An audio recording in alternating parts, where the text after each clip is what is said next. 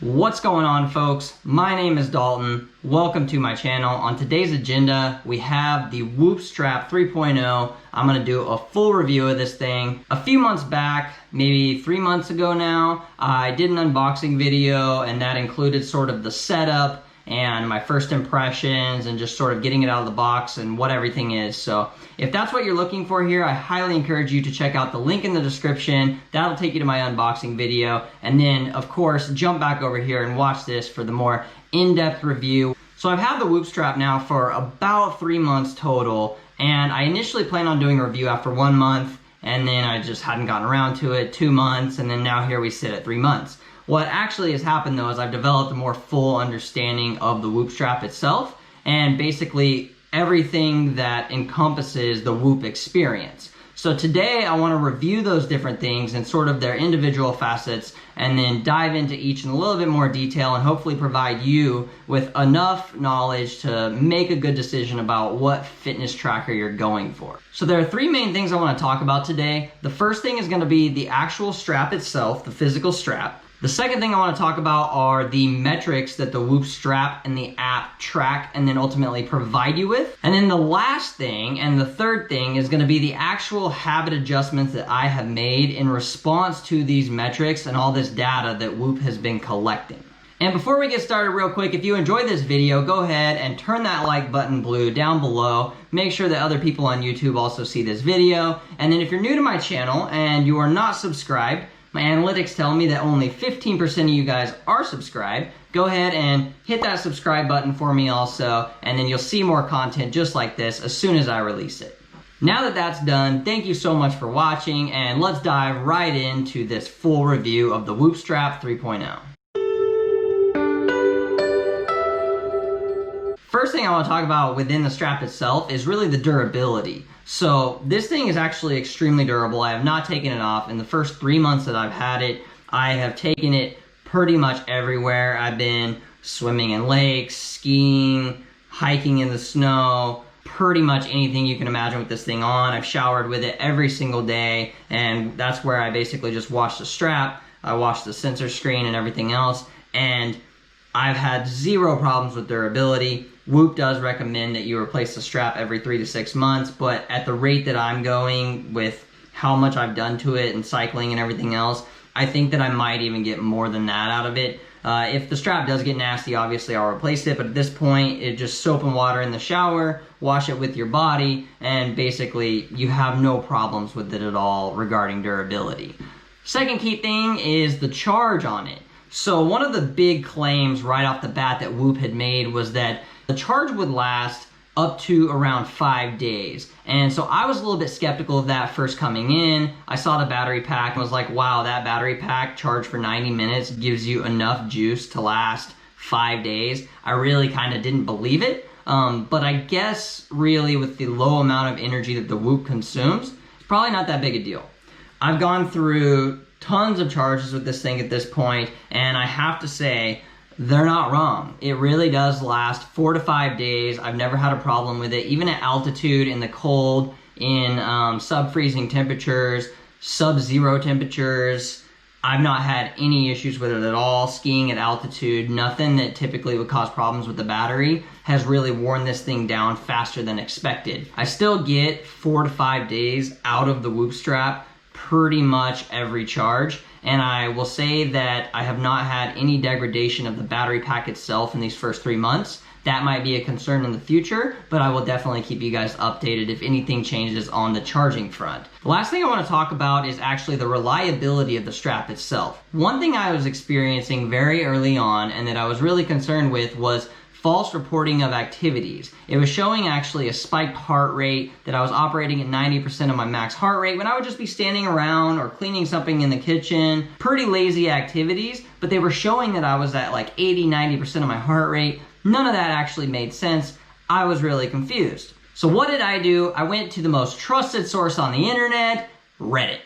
Reddit told me that a common issue with these types of fitness trackers, the ones that use the green LEDs to basically monitor heart rate, is that if they don't have a tight fit and they're not close against your skin, then what can happen is you'll get false readings and elevated heart rate, and then basically that will lead to Whoop tracking an activity that didn't actually exist. My immediate response was check my tightness and make sure everything was okay. I did actually realize that in order to make my Whoop a little bit more comfortable, I had it a little bit looser than it probably should have been, and it was sort of sliding back and forth up and down my wrist. I've since tightened it just a little bit, and that actually keeps it pretty much glued to my wrist. And now I pretty much have zero issues with any false activity reporting, so I've solved that problem. I will say at first that it was a little bit more uncomfortable to have the Whoop strap that tight against my skin, but after about probably 6 to 8 hours, I pretty much got used to it, and I think that also it probably loosened up a little bit on its own to sort of a happy medium.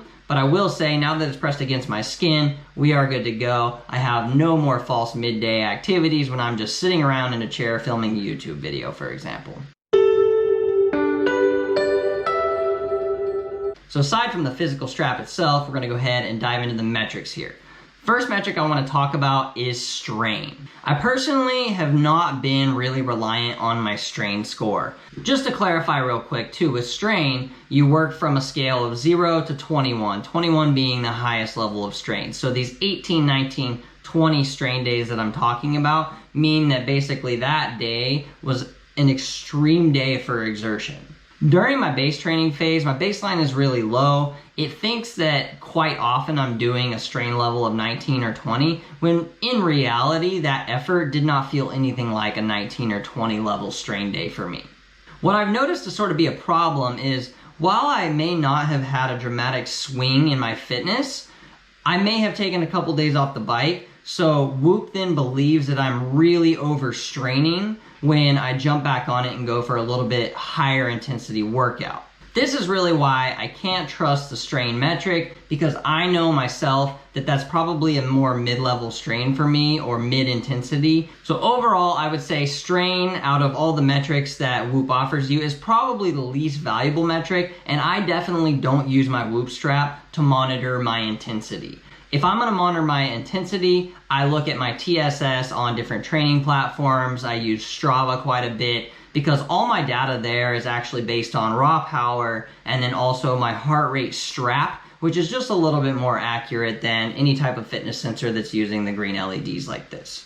The next key metric I want to talk about is recovery. I actually think that recovery is a pretty good metric to live by, and not necessarily how recovered you are from exercise, but how much recovery you gain from different habits that you instill in your overall lifestyle. So I was really curious actually how Whoop goes about measuring your recovery. So one thing I really wanted to dive into is this metric of heart rate variability. So I went ahead and I jumped over to the Whoop website and I checked out what they have to say about heart rate variability. So Whoop in September of 2019 actually put out an article that is basically titled Everything You Need to Know About Heart Rate Variability. So just to get the high level overview real quick, heart rate variability, or HRV for short, is a measure of your autonomic nervous system that is widely considered one of the best objective metrics for physical fitness and determining your body's readiness to perform.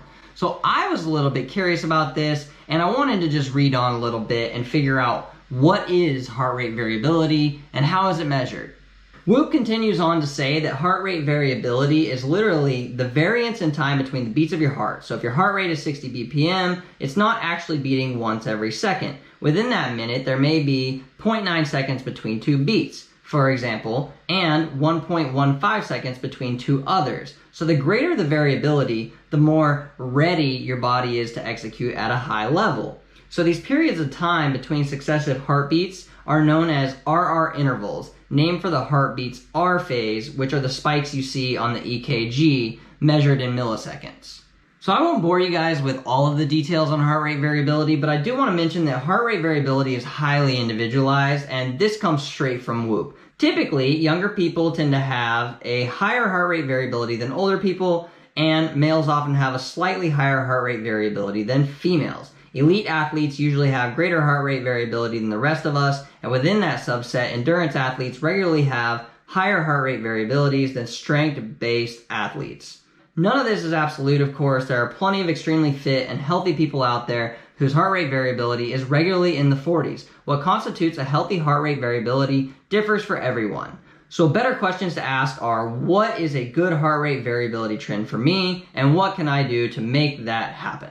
What I've found is that my heart rate variability tends to baseline in the 50 to 60 something range. That seems pretty normal for my age, but I was also curious, does anybody else track heart rate variability as a key indicator of fitness and recovery and how primed you are to take on a new day? So I did do a little bit of independent research here, and I actually found an article titled Interpreting Heart Rate Variability Trends in Athletes. High isn't always good and low isn't always bad. How then do I know if I'm fully recovered when I have a low heart rate variability and Whoop says that I'm not recovered? The article actually calls out something really interesting, and I found this particular paragraph to catch my attention. So it says that a low heart rate variability score as a result of fatigue also does not necessarily forecast impending reductions in performance. A small case study of 3 high-level tennis players actually showed that performance markers, VO2 max, single-legged counter movement jump, and drop jump index improved following a 30-day overreaching period. The athletes expressed their improved performance at the end of the training program despite showing decreases in RMSSD, which basically is the root mean square of successive RR interval differences. Now, I know I got a little sciencey on you guys there, and I don't want this review to dive too much into the details. I did just want to touch on something from a scientific standpoint that sort of caught my attention and made me wonder, why are we using heart rate variability? Now, Whoop has a full explanation to this on their website, which I will also link in the description down below, and you can read more about it yourself. What I have noticed, though, is that after a period of overreaching myself, I tend to see a lot of the things that the article is calling out. So ultimately, what I have seen is I might have a trend of low heart rate variability for a few days on end, which would indicate typically that I have a low recovery. Yet my performance is at all-time highs. And basically what I believe that to be is my body is adapting and overcoming the rigorous training that I'm putting it through, and I'm actually seeing positive results as a result of that training. So heart rate variability is not the be-all end-all, but where it really does matter is for external factors. And a couple of those external factors have become very apparent to me over the course of the last 3 months. One of the key external factors that I really want to talk about is alcohol consumption. Now, there was a period of time where I went on a mini vacation and I was drinking quite a bit for that duration of that weekend. Now, my recovery scores actually plummeted during that weekend. Now, binge drinking, of course, is bad. I don't recommend that for anybody. But I've sort of always done that, not necessarily as a habit, but just sort of on weekends when you go on vacation and whatever, all cautions to the wind, you have a few more beers than you would anticipate. After those beers, though, the next morning I was waking up, and typically when you get a hangover, you don't have numbers to associate that hangover with. When I saw my recovery scores, though, dropped all the way to 1, 2, 10%, I thought things were actually pretty concerning. I then looked at my resting heart rate. It was extremely elevated. I looked at my respiratory rate, and it was also elevated. So, bottom line, drinking was causing some serious recovery issues, and that basically made it super apparent that anytime I'm planning on going into a hard workout, alcohol anywhere near that is definitely not going to help my body recover after that workout, and I'm not going to be ready for race day.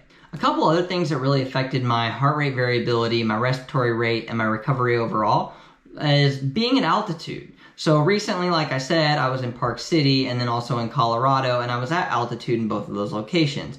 Being at altitude, I saw my respiratory rate jump quite a bit. It was definitely outside of its baseline, and that makes sense because your body needs more oxygen. Whoop told me this. So typically when you feel like you're maybe starved for oxygen or something along those lines, you might be concerned. But to see that you're still well within your baseline and your respiratory rate is stable, then you're probably okay, and you can basically attribute it to the elevation. One time that I noticed that my heart rate variability and my overall recovery is actually pretty low is when traveling. So when I fly on a plane or anything like that, or wake up at weird hours to get on a plane or board a flight, all the stress and everything that goes into the idea of traveling, even when you do it all the time, it just gets to you. So one thing that I did notice is all of these factors compounding together really affected my recovery, and it was hard to sort of stabilize when you did get to your destination. If you compound getting to your destination with a little bit of alcohol consumption, you can see your recovery just plummet. And that is where Whoop has really shined for me. And the last, probably most important part of the recovery metric overall is how well Whoop can identify any kind of illness. So I know there's a lot going around right now with certain illnesses, and I won't talk about those. But what I do want to talk about is a really nasty head cold I had right after the Thanksgiving holiday. So when I got back from Thanksgiving, I was really concerned, and I definitely tested negative for, the virus that must not be named. But I did have a really nasty head cold. I had a sinus infection, and I got a little bit of a bronchial irritation out of that. That might be too much detail, but I'm just giving you guys the lowdown so you understand. So I want to jump over to Whoop, and I want to actually look at that week. So if you look at the screenshot of my app here, during that week right after Thanksgiving, you can see my recovery scores had just plummeted. My respiratory rate was up, my resting heart rate was up, and they were way outside of my baseline, and I wasn't even exercising. So I knew immediately something was up. As soon as the symptoms hit, I knew I got a cold, and I shut it down. I didn't exercise that week, and I think that actually helped me get over the cold a lot quicker than I thought I would have. So as soon as I had that tickle in my throat and I saw my Whoop metrics starting to get a little bit out of control, I was like, this is definitely an uh-oh situation. I might be sick. And the quicker you get over sickness, the quicker you can get back to training and all the things that you love to do. So if you can detect something super early and Whoop helps you do that, by all means, it's worth the money for me. And seeing that in real metrics and actually raw numbers, I was basically able to make a doctor's appointment a little bit earlier. I got medicine prescribed to me, and I recovered within basically 7 or 8 days, and I was back on the bike with no issues at all and basically symptom free. And now I think part of that was because of the fact that I was able to turn it around so quickly, seeing that my numbers were out of whack and that I knew I was going down a slippery slope to basically just being full-blown sick. The last metric that I really want to talk about is the sleep metric. When I initially sought out Whoop, I was looking for just a general fitness tracker, something that would basically track my sleep. I didn't want to spend $1,200 on an Apple Watch just as a sleep tracker. I also just didn't want to be looking at my wrist all the time with an Apple Watch on, looking at text messages, taking phone calls, staring at apps, when I already do that enough on the phone that's in my pocket. So one of the key things I was on the lookout for with Whoop was sort of how it tracked my sleep, and basically, was this providing me with anything valuable? I've actually found the sleep metric to be extremely helpful overall, because I realized when I first got a hold of my Whoop, I was really inconsistent with sleep. I was going to bed at all different hours, and I was actually sleeping a lot less than I thought I was. Initially, I thought I was getting my full 8-9 hours of sleep when I went to bed for 9 hours, but what I actually started to learn was that my sleep was really only coming in at 6-7 hours. So I needed to spend a little bit more time in bed and go to bed at more consistent hours. Whoop was able to pinpoint that I was basically going to bed at a different time every single night. And then it actually told me that in the app. It said, you need to be more consistent with your sleep. It also told me that if I were to be more consistent with my sleep, I would likely see huge gains in recovery overall, and I would feel more energetic and primed for the day to take on more strain. That actually leads me into the last key thing I want to talk about in the 3 main metrics of the Whoop strap itself, and that is going to be the habit adjustments that I have made as a result of having Whoop. So I've touched on these habit adjustments already, not necessarily in detail, but one thing that I really want to start off with here is just my alcohol intake. So I've taken in a lot less alcohol since seeing what a hangover actually does to my numbers after a heavy night of drinking. So now when I go out, I actually rethink how many beers I'm having. Is this going to affect me tomorrow? And that has actually afforded me a lot more energy throughout the day, and I've seen a huge improvement in my performance throughout some of my workouts. This is particularly the case on long Saturdays when I'm in the saddle for 5-6 hours at a time, and I really just need to be able to tap into all the glycogen stores that I have available. Alcohol the night before has killed my recovery, and ultimately that results in the end of those rides just being extremely painful. Since I've cut back on alcohol during those periods and when I know I have a big ride like that coming, I've actually experienced a lot more energetic, better ride. It's easier for me to stay hydrated and get the fuel I need. And then when I wake up in the morning at 6, 7 a.m. on a Saturday, I don't feel so bad about actually diving in, jumping on the bike, and then hauling butt for 5 hours. So this has been huge for my endurance workouts on the weekend, and the reduction in alcohol is an actual tangible habit adjustment that I have made directly as a result of having these numbers. I've also reduced alcohol my first few days of travel. So now that I've seen the metrics right after traveling, I realize that my body's under quite a bit of duress when I first land in a new location. So the first couple of days of travel, everybody wants to go out and get drinks and everything else and immediately start your vacation. And I learned that I should sort of pace myself and ramp up to full vacation mode as soon as I land. First thing I do when I hit the airport now is not necessarily grab a beer, but maybe get some water, get some coffee, hang out a little. And then when I land in a new location, I sort of just want to take a day and let my body acclimate to its surroundings so that I'm not putting it under so much stress and basically causing myself to get sick as soon as I get home. Now, a habit that I really haven't changed is my training. So if I have training scheduled on a certain day and I see a recovery score that's pretty low, I don't just completely disregard my training schedule and do something light.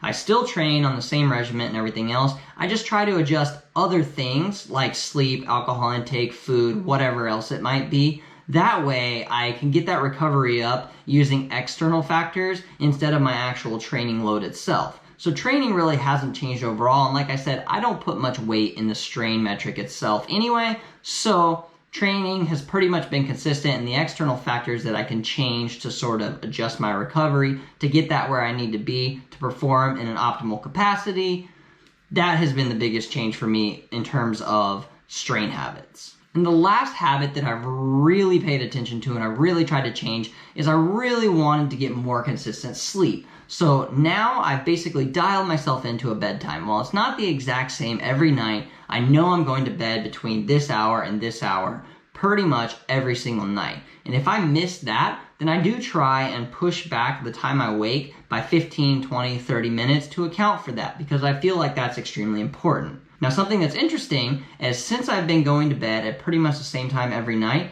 I wake up at almost the same exact time every single morning, and that has been fantastic for me. I can get started with work early, and I don't have any problems waking up. It's usually right before my alarm clock, and I have zero issues overall, especially when my sleep is consistent. In addition to the consistency of my sleep, I've really started to pay attention to how much sleep I'm getting. So initially, when I first started Whoop, I was getting 5, 6, maybe 7 hours of sleep at best. I've been really trying to get in 7 to 8 hours of sleep pretty much every night because I realize when I do get really good sleep, consistent for the right amount of hours, my recovery scores have just boosted so much, and I actually feel it the next day. I feel so much better. I'm ready to get my day started, and everything just flows a lot more smoothly in the morning. Now, I do love the mornings, so being super productive in the morning in the first place, compounded with a good night's sleep, I am just rearing to go the next day, and I will say that Whoop has helped tremendously with my morning routine.